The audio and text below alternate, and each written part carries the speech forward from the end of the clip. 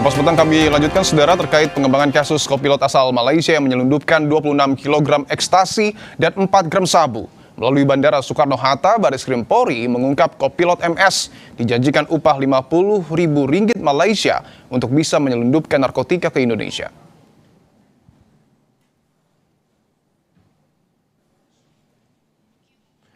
Inilah rekaman CCTV yang memperlihatkan bagaimana pilot MS membawa 26 kg ekstasi dan 4 gram sabu di dalam koper saat tiba di Terminal 3 Bandara Soekarno-Hatta.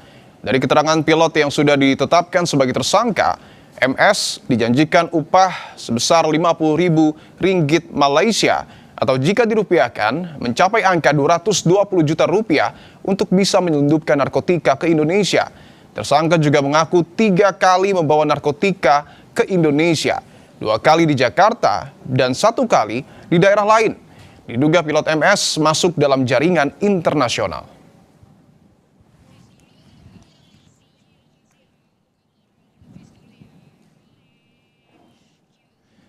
Berdasarkan keterangan tersangka, demikian dijanjikan diberi upah Rp50.000 Malaysia.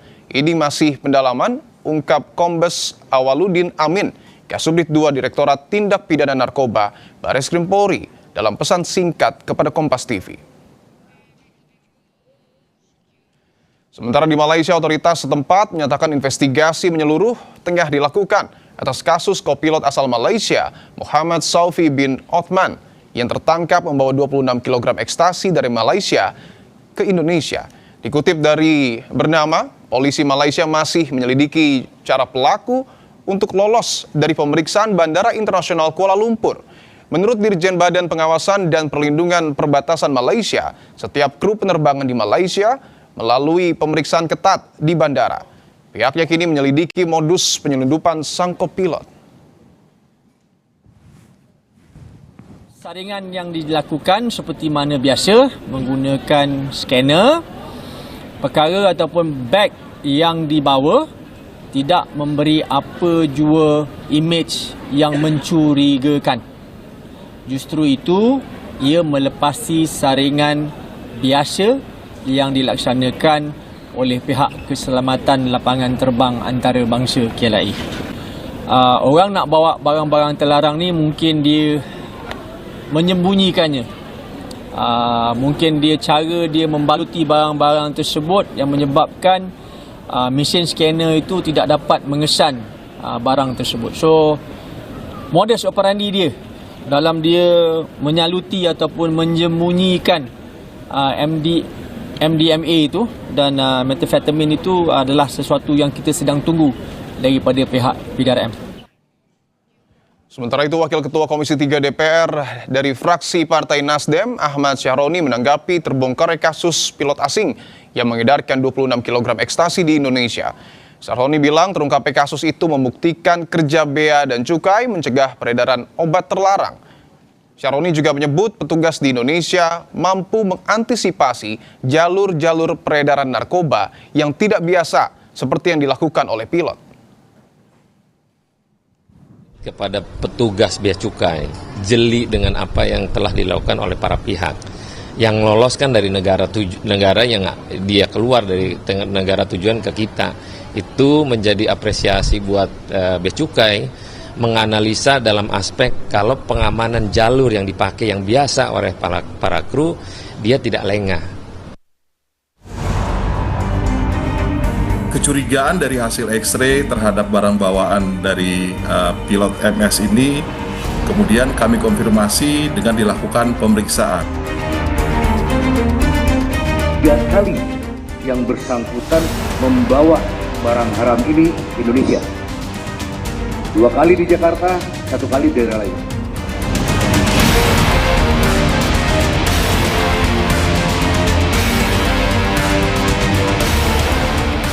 Sekilas tak ada yang berbeda dengan barang bawaan kopilot maskapai penerbangan Malaysia Airlines 29 Juli 2026. Saat tiba di Terminal 3 Bandara Soekarno-Hatta dari penerbangan Kuala Lumpur, MS membawa 2 koper.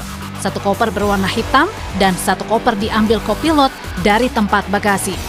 Meski pilot masuk dalam kelompok beresiko rendah dan menggunakan jalur khusus saat pemeriksaan di bandara, namun semua barang bawaan tetap diperiksa. Dan dari pemeriksaan, tersangka membawa 26 kg ekstasi dan 4 gram sabu dari dalam koper. Pesawat MH727 ini landing dari Kuala Lumpur di Soekarno-Hatta. Kecurigaan dari hasil X-ray terhadap barang bawaan dari pilot MS ini, kemudian kami konfirmasi dengan dilakukan pemeriksaan, dan ternyata terbukti pada saat pemeriksaan terdapat 14 bungkus besar yang isinya adalah ekstasi yang setelah dihitung itu jumlahnya sekitar 70.000. Walaupun pilotnya masuk melalui jalur khusus, tapi semua barang bawaannya sebenarnya dilakukan X-ray. Dan ini kasus yang paling besar sepengetahuan kami berhasil atau dicoba dibawa oleh seorang pilot. Dari keterangan pilot MS, yang bersangkutan mengaku telah 3 kali membawa narkotika ke Indonesia, 2 kali di Jakarta, 1 kali di daerah lain. Apakah yang bersangkutan ada indikasi terlibat dalam jaringan internasional? Dugaannya iya. Itu dugaannya. Karena dari hasil interogasi kami, dari hasil BAP kami terhadap tersangka, disampaikan bahwa 3 kali yang bersangkutan membawa barang haram ini ke Indonesia. 2 kali di Jakarta, 1 kali di daerah lain. Dan itu tidak tertutup kemungkinan akan bertambah lagi. Dari penangkapan, pilot MS juga kedapatan membawa 1 botol kecil berisi urin yang diduga dipersiapkan untuk memalsukan hasil tes urin apabila pilot diminta tes urin. Namun tak sempat digunakan, dari hasil tes urin membuktikan pilot positif mengkonsumsi narkotika. Membawa 170 penumpang rute Kuala Lumpur Jakarta di bawah pengaruh narkoba. Saat ini tersangka masih didalami keterangannya dan ditahan di Mabes Polri. Tim Liputan, Kompas TV. Modus baru menyelundupkan narkoba menggunakan jasa pilot karena tergolong kelompok berisiko rendah dan punya jalur khusus saat pemeriksaan di bandara. Selengkapnya kita bahas kepada Irjen Purnawirawan Arman Depari yang merupakan mantan Deputi BNN dan kini menjabat sebagai Ketum GMDM sekaligus pemerhati narkoba. Pak Arman, selamat petang. Selamat petang. Baik, Pak Arman, saya ingin langsung tanyakan, apakah pola penyelundupan yang dilakukan oleh pilot Malaysia ini merupakan pola baru atau modus baru atau seperti apa, Pak Arman? Ya, kalau dilihat dari modusnya, sebenarnya modus ini sudah pernah terjadi, tapi itu sudah lama sekali tidak terjadi seperti sekarang ini. Kalau kita ingat dulu, ada seorang pilot penerbangan nasional yang membawa ekstasi dari Schiphol, Amsterdam. Nah, kalau kita ingat dulu, itu terkait juga dengan penyelundupan narkoba yang dilakukan oleh seorang perempuan berinisial Z. Dan kemudian kita tahu bahwa itu adalah peristiwa yang kita sebut ratu narkoba. Jadi hampir sama sebenarnya modusnya ini. Namun demikian itu sudah terjadi lama sekali. Dan sekarang terjadi lagi. Ini membuktikan bahwa maraknya narkoba yang berasal dari luar negeri tetap menjadi kewaspadaan kita. Nah, satu hal yang perlu kita catat biasanya, nah ini untuk para petugas mungkin perlu dicermati kembali, karena mereka juga menggunakan modus yang disebut dengan shotgun. Shotgun itu artinya adalah kurir atau beberapa kurir atau transport yang berangkat dari satu titik menyebar ke beberapa tempat atau dengan tujuan yang berbeda. Jadi bisa saja yang ketangkap ini satu, kemungkinan besar di daerah lain sudah masuk dan juga menggunakan bonus yang sama. Apa tujuannya menggunakan modus shotgun seperti ini? Supaya kalau satu tertangkap itu masih ada 2 atau 3 yang lolos. Nah, ini perlu diwaspadai sekali. Oke, saya ingin tanyakan soal apa yang kemudian sudah disampaikan oleh otoritas Malaysia, Pak Arman, bahwa mereka mengatakan sebenarnya seluruh kru yang kemudian terbang dari Malaysia ini sudah melewati pemeriksaan yang ketat, tetapi memang di sana tidak terdeteksi, sementara di Indonesia terdeteksi. Apa yang salah? Apakah ada perbedaan mungkin pemeriksaan kepada pilot di antar negara?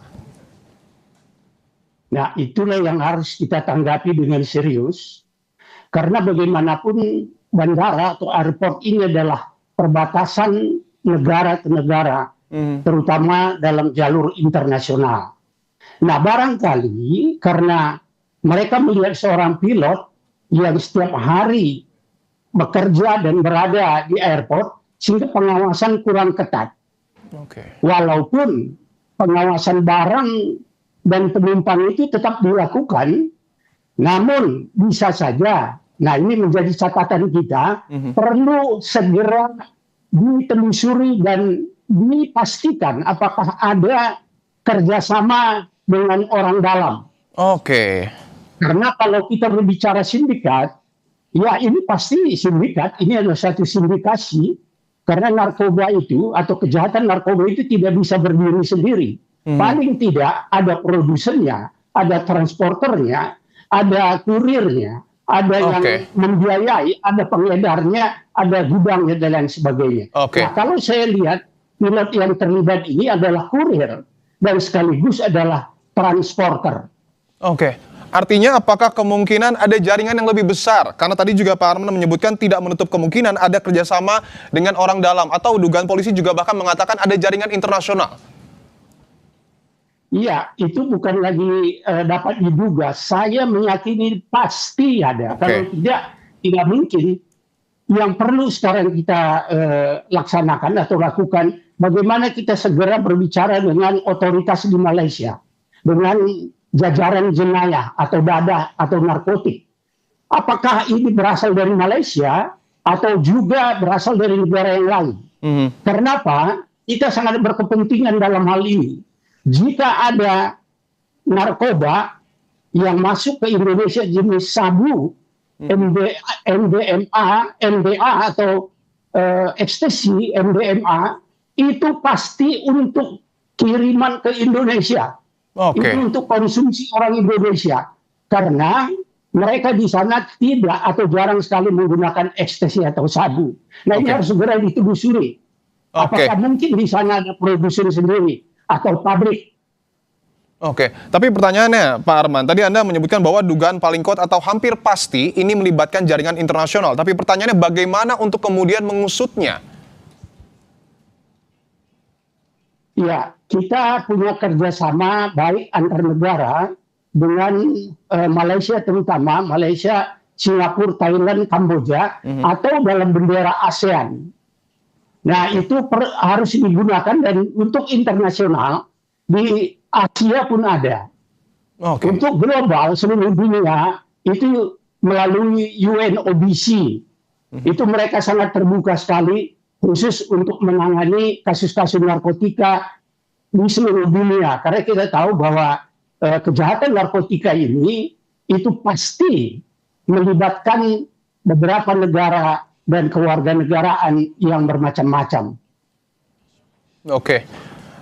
Tadi Anda menyebut bahwa targetnya adalah Indonesia, atau mungkin ada pintu-pintu lain Pak Arman yang luput dari perhatian kita dan memang menjadi pintu masuk dari narkoba yang datang dari luar negeri ke negara kita? Ya, biasanya dalam jumlah besar itu melalui pengapalan atau shipment. Tapi dalam jumlah yang seperti ini jumlahnya terbatas. Namun, kembali seperti saya sampaikan tadi, sekalipun satu orang atau satu pesawat, satu transporter sedikit, tetapi dalam jumlah yang banyak dan serentak berangkat. Misalnya dari Malaysia, atau KLIA, Kuala Lumpur International Airport, bisa saja ada yang berangkat ke Surabaya, ada yang berangkat ke Medan, ada yang ke Batam, ada yang Jakarta. Jadi itu jumlahnya banyak. Baik, tentu kita dukung segala upaya untuk kemudian memberantas narkoba dari tanah air. Terima kasih Irjen Purnawirawan Arman Depari telah bergabung di Kompas Petang. Ya, terima kasih. Selamat sore. Saudara, usai jeda akan ada informasi terkait jika perkara yang melibatkan ex-Jampit